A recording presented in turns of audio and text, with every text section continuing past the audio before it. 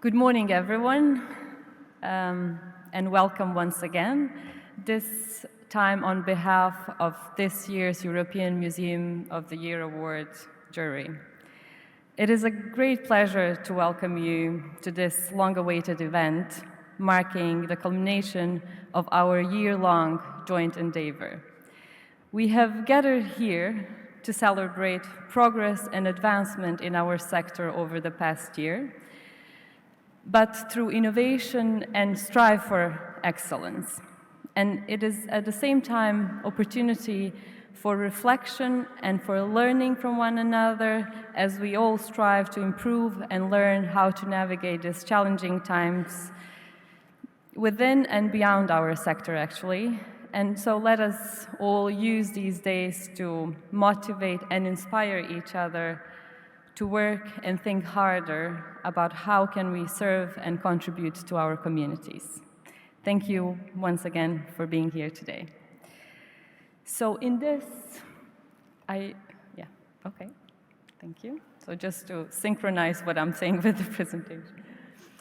In this 46th European Museum of the Year Award program, we have 33 nominees from 18 Council of Europe member states.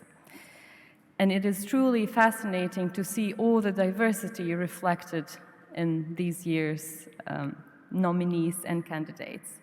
So this diversity actually presented itself as a challenge when we first started devising and creating the program for this conference. So we were concerned how to group nominees into meaningful panels in a way that wouldn't make anyone feel out of the place.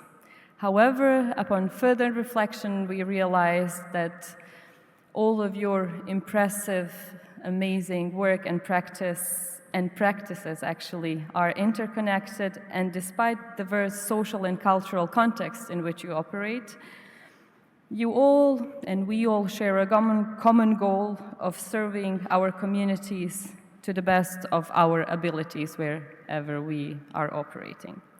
So among the various themes and topics of different panel sessions during these days, we will be addressing the role of museums in dealing with challenges and with contested historical narratives in different contexts. We will be looking into ways to make science museums more accessible to widest possible audience. We will be looking at the synergies of heritage and art, and I'm sure that our discussions will take us to many other different and interesting themes and reflections on the role of museums in contemporary society. So during summer and autumn of 2022, EMYA judges visited all nominated museums. Some museums were visited twice even. And for this season, the jury was composed of 9 members coming from different European countries. As I'm sure that everyone here is interested into learning more about the rigorous EMYA judging procedure, I will give you a very short overview of the 4 distinct stages of the election process. So you can see them somehow summarized on this slide behind me. But so the first stage is the eligibility check. So all applications are first distributed electronically to the members of the jury, whose task is to make these applications, or rather the museums that submitted these applications meet the eligibility criteria. Upon completing the list of eligible applicants, there's the second stage, which is the first round of museum visits. In the second stage, EMYA judges visit all the eligible candidates, and after the first round of the visits, the judges prepare very detailed reports on each museum and make recommendations for the awards. In the third stage, we have museums nominated by the judges for the European Museum of the Year Award and the Council of Museum Prize to receive a second visit. So some of you receive a second visit, but these second visits are unannounced, and the judges do not meet the staff, but visit anonymously as members of the general public. In the last fourth stage, we have annual meeting of the jury, and it takes place in November each year. We discuss all nominations, all reports, and make final decision on the winners during our annual meeting in November.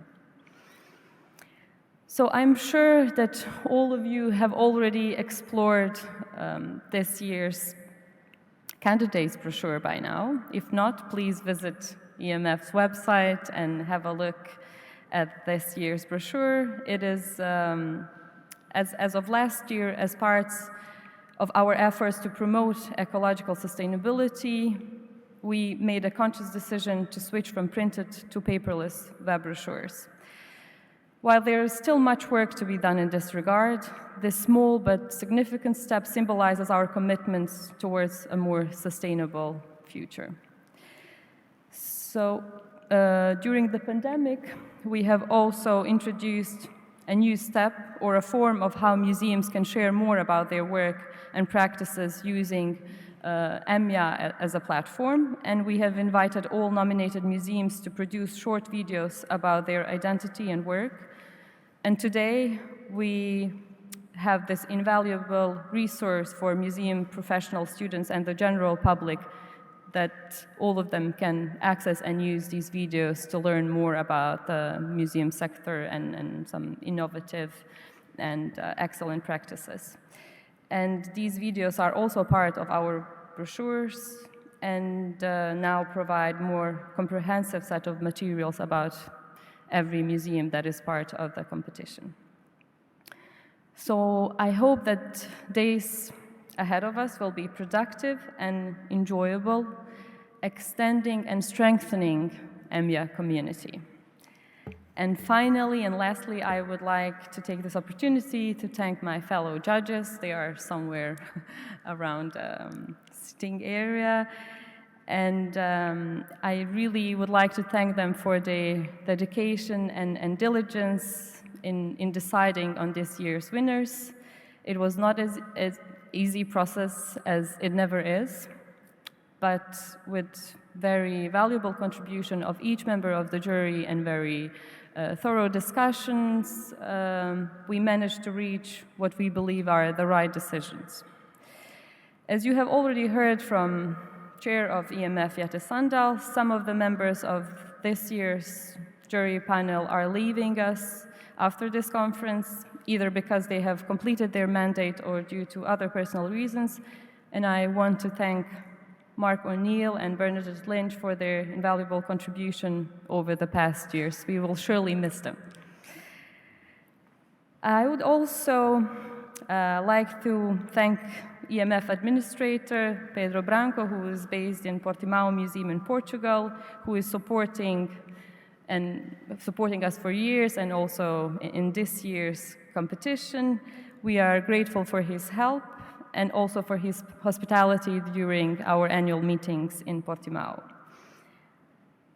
And in all stages of the judging process, the jury is supported by the board of European Museum Forum.